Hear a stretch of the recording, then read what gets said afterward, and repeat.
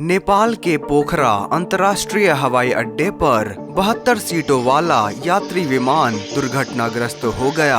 नेपाल में यति एयरलाइंस का विमान हादसे का शिकार हुआ। 68 यात्री और 4 क्रू मेंबर्स यानी 72 लोगों की जिंदगी पर इस वक्त सबसे बड़ा संकट आन खड़ा हुआ है। This morning, tragedy struck Nepal when a Pokhara-bound aircraft crashed 2 minutes before touchdown at the airport. जिसमें कुल 72 यात्रियों की मौत हो गई है।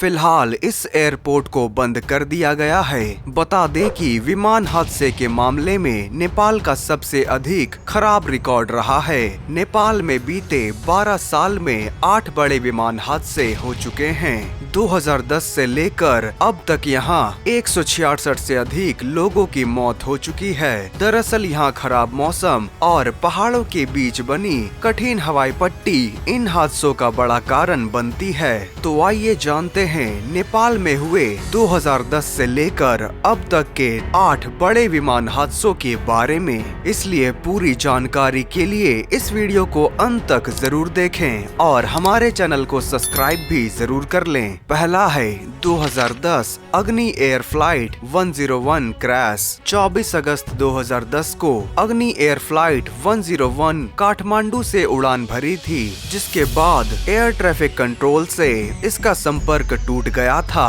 उड़ान भरने के 22 मिनट बाद विमान दुर्घटनाग्रस्त हो गया। इसमें सवार सभी 14 लोगों की मौत हो गई थी।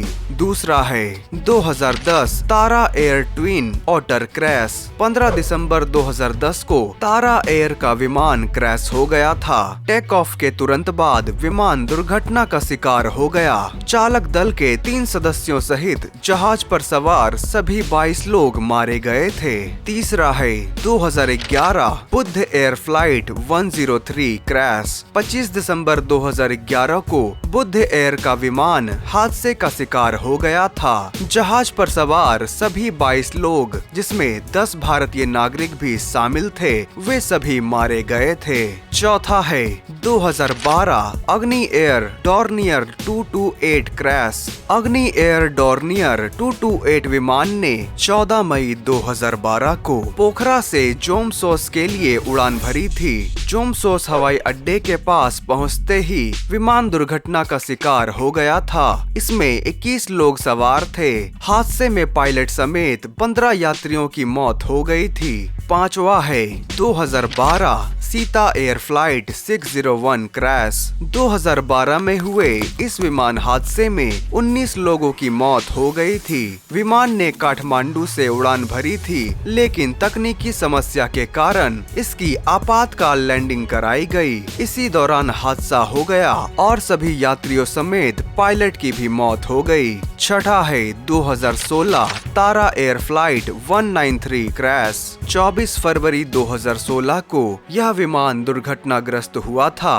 विमान पोखरा से जोमसोस के लिए उड़ान भर रहा था। टेक ऑफ के 8 मिनट बाद विमान लापता हो गया, जिसके बाद सर्च ऑपरेशन जारी किया गया और बहुत ही देर ढूंढने के बाद इस विमान का मलबा दाना गांव के पास पाया गया। इस विमान में सवार सभी 23 लोगों की मौत हो गई थी। सातवां है 2018 US Bangla airlines flight 211 crash. यह विमान हादसा 12 मार्च 2018 को हुआ था। यह विमान ढाका से काठमांडू जा रहा था।